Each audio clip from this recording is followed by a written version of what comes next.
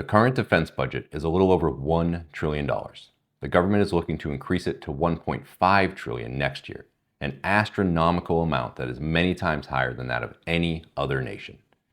Instead of spending another $500 billion on the military and unnecessary wars, let's look at what we could do for society.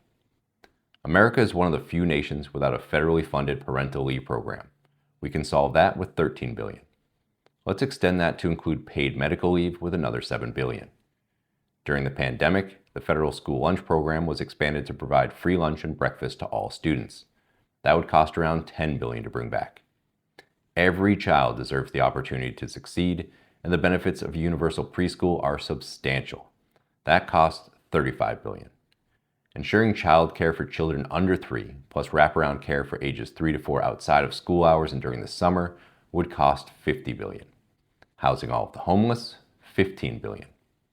Affordable housing construction and repair, along with expanding access to home vouchers for those in need, would be $50 billion.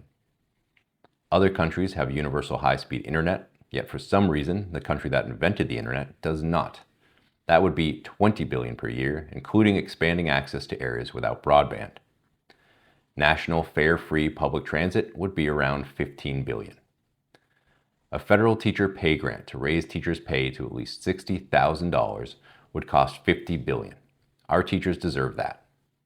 A free college, job training, and apprenticeship program that covers all costs, including room and board, would be around $80 billion. You could reduce that to $10 billion if it were just tuition for a 2-year community college. All of those programs would solve many of the nation's problems, create a large number of jobs, reduce poverty, increase wages, and bring prosperity to the nation. Even more incredible is that we still have $155 billion left over to spend. There are many things that money could be used for, such as a very aggressive housing voucher and home construction program to rapidly solve the housing crisis.